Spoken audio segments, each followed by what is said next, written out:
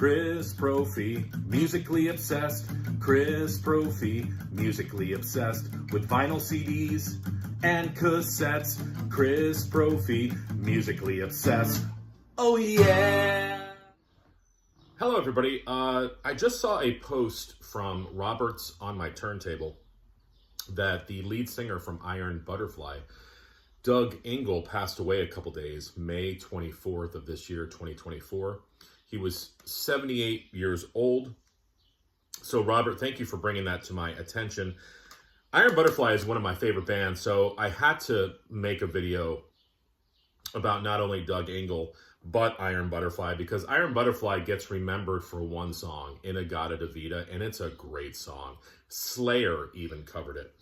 But they had so much great music to share. So I just want to walk you through real quickly what I have. This was their debut, Heavy, which is a great record. You've got the Iron Butterfly theme on here, Possession, Unconscious Power. It's just a great album. Psychedelic, heavy, hard rock. Iron Butterfly is looked at as one of those early bands, the kind of proto-metal bands, but they were so much more than that. They mixed some psychedelic sounds in their music, folk, hippie sort of ethos in their music. It was just great. And then obviously In-A-Gadda-Da-Vida, which is some say their masterpiece, and I would have a hard time disagreeing with that. I want to read, each of the members has a bio on the back of the album. I want to read Doug Ingle's for you. It says here, Doug Ingle is the Butterfly's leader and spokesman. His ideas about music are as unique as the group itself, and he is constantly thinking of new ways for expression through sound. Doug's father was a church organist, and much of the classical influence of the church is evident in his writing. He wrote Unconscious Power and Possession, the group's first single. He migrated to the West Coast at an early age and is often the most serious member of the group. It was Doug who first founded the Iron Butterfly and originated the name. And that's what made them unique. As it said in the bio, he played the organ. And when you're listening to these songs, not that the organ was unique, but just the church vibe that he brought to the songs. It's funny to say the church vibe brought a heaviness, but it did. After In-A-Gadda-Da-Vida came my favorite album by them, Ball.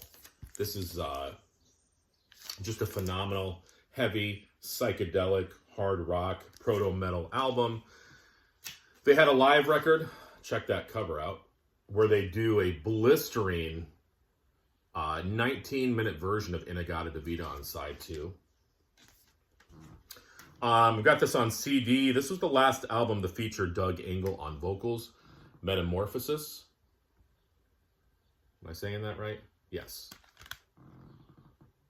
This had some great tunes too. Free Flight, New Day, Best Years of Our Life, Stone Believer, Soldier in Our Town. Just a great record. I love that cover too. And then Doug Ingle left.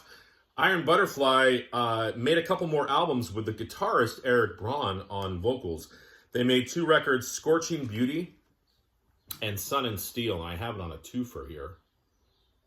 These albums are pretty good. They're not as good as the Doug Ingle years, but it was a valiant effort, sort of like when Jim Morrison left the Doors, and the Doors kept coming out with a couple records. Similar to Iron Butterfly, Doug Ingle just had that voice and that presence that it was hard to replicate. So, again, I had to come on here. Robert, thank you for the heads up. And, say rest in peace, Doug Ingle. Iron Butterfly, one of my favorite bands of all time. I think I'm going to be spinning some of it today. All right, everyone. Bye.